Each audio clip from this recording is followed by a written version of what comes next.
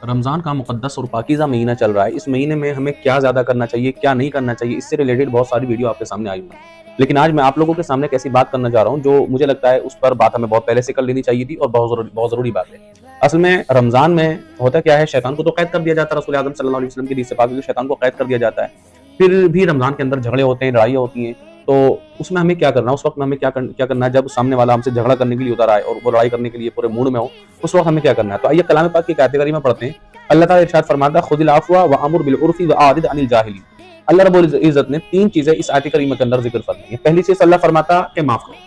माफ़ी को पकड़ लो, मतलब आप ये समझो माफ़ करना अपनी आदत बना लो। अगर कोई कुछ गलती करे तो तब उसको माफ़ कर दो। कोई बेकसूर आप पर चढ़ने की कोशिश करे, आप पे चढ़ाई की कोशिश करे, तो कोशिश करें कि उसको माफ़ कर दें। बस शर्त ये है कि वो ज़ालिम ना हो। अगर शख्स सामने वाला ज़ालिम है तो डिफेंस ज़रूरी है, बचाव ज़रूरी है। अगर ज़ालिम अगर आपके ऊपर ज़ुल्म करने पर उतरा हुआ है, तो उसको उसकी भाषा में जवाब देना ज़रूरी है। लेकिन अगर एक बंदा ऐसा है कि जो ज़ालिम भी नहीं है, बस उसका मूड में आ रहा है कि आपसे झगड़ा करना चाहता है, आपसे कोई हसद है, कोई कीना है, बुग़्ज़ है, तो अल्लाह ताला फरमाता है खुदिल अफ़्व, उसको माफ़ करना अपनी आदत बना लो और हर हाल में उसको माफ़ करो, ठीक है? व अमुर बिल उर्फ़ी, और अच्छाई का हुक्म दो। हमेशा लोगों के साथ भलाई का काम करते रहो। कोई बुरा कर रहा है तो उसको देखो बुरा करता हुआ, तो उसको आप अच्छा हुक्म दो। ऐसा नहीं कि किसी का बच्चा अगर रोड के किनारे खड़ा हुआ, अगर सिगरेट पी रहा है तो आप खुश हो रहे हैं, बोले ले ₹10 मेरी तरफ से ले और 1 सिगरेट और दबा दे। या फिर किसी का बच्चा दिलबा गुटखा या कोई नबाकू वगैरह ले रहा है, तो आप क्या कर रहे हैं कि चल ठीक है मेरे साथ बैठ, मैं तुझको और दे देता हूँ।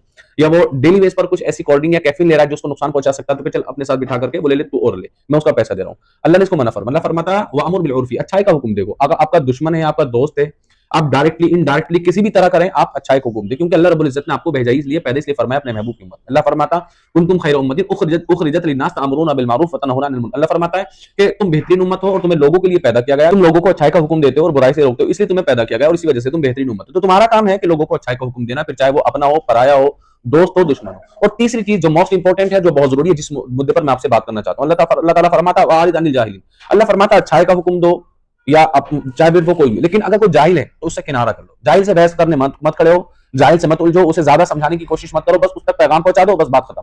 ऐसा नहीं कि आप उसको जो है कोशिश करेंगे और वो बहस पर उतर आए। मौला कायनात फरमाते हैं कि जाहिल का मामला ये, अगर आप उसको ज्यादा समझाने की कोशिश करोगे तो आपसे बहस पर उतर आएगा, फिर आपको जलील करेगा, फिर आपका दुश्मन बन जाएगा।